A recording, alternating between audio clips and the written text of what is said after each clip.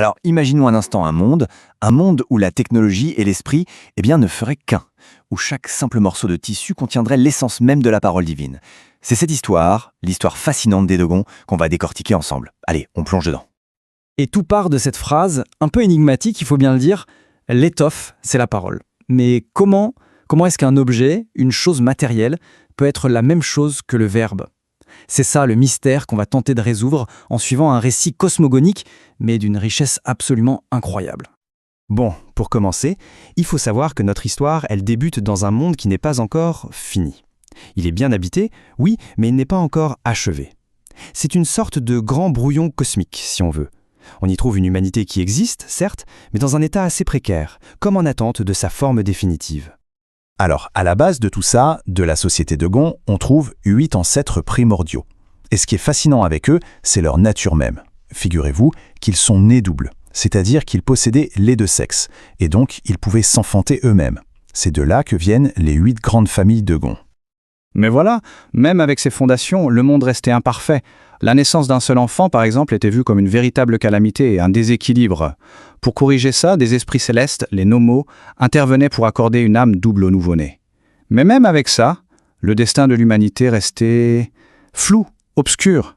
Les puissances célestes, elles, voulaient bien plus. Elles aspiraient à une perfection beaucoup plus grande. Alors, voyons maintenant comment cette grande transformation a pu commencer. Tout va partir d'une intervention divine et d'un voyage. Un voyage mystique au plus profond de la Terre. Et ces agents du changement, les fameux nomos, ils vont choisir un endroit assez inattendu, on peut le dire, une fourmilière. Mais attention, dans cette vision du monde, la fourmilière, ce n'est pas rien. C'est carrément vu comme le ventre de la Terre, sa matrice, le lieu sacré où tout va pouvoir être recréé. Et là, le processus que chaque ancêtre va subir est vraiment d'une profondeur incroyable. Attention, on ne parle pas d'une mort physique, c'est une transformation spirituelle, totale. C'est un peu comme une naissance à l'envers, où l'être est complètement dissous dans les eaux originelles pour être ensuite recréé de A à Z par la seule puissance de la parole.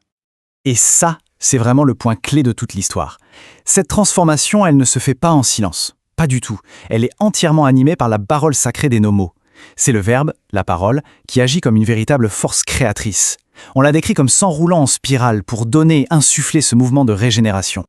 Ok, donc les 8 ancêtres font tous ce voyage.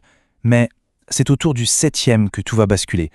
Sa transformation à lui, elle était destinée à changer le monde de façon radicale. Mais alors, pourquoi le 7e ? Eh bien, dans la pensée Dogon, le chiffre 7, ce n'est pas n'importe quoi. C'est le symbole de l'unité parfaite, achevée. C'est la somme du principe féminin, le 4, et du principe masculin, le 3. L'équilibre parfait. Et c'est ce rang de 7e, qui confère la maîtrise de la parole.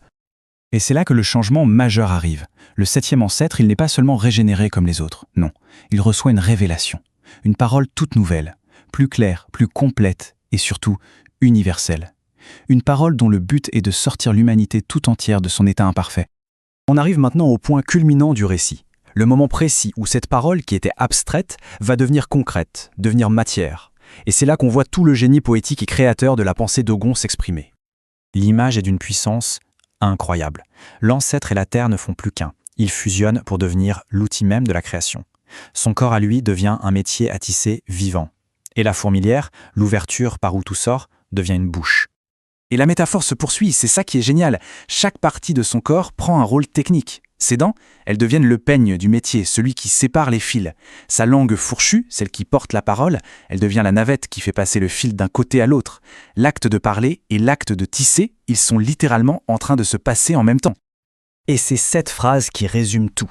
En déclamant ces paroles, l'ancêtre ne fait pas que accompagner son geste. Non, c'est plus fort que ça. Ces mots viennent littéralement remplir les interstices de l'étoffe. Ils deviennent le tissu lui-même. C'est le moment où la parole et la matière fusionnent pour de bon. Et voilà, on a la solution à notre énigme du début. Le mot Dogon, seuil, veut dire étoffe, mais littéralement, il signifie « c'est la parole ». Le mot lui-même contient cette idée. C'est un rappel permanent que chaque morceau de tissu est en fait une parole devenue matière, une parole révélée par le fameux 7e ancêtre. Bon, la question qu'on peut se poser, c'est comment est-ce que cette connaissance, qui est quand même divine et complexe, est arrivée jusqu'aux humains ? Eh bien, la réponse, elle est assez surprenante d'humilité, et elle se trouve juste là, sous nos pieds.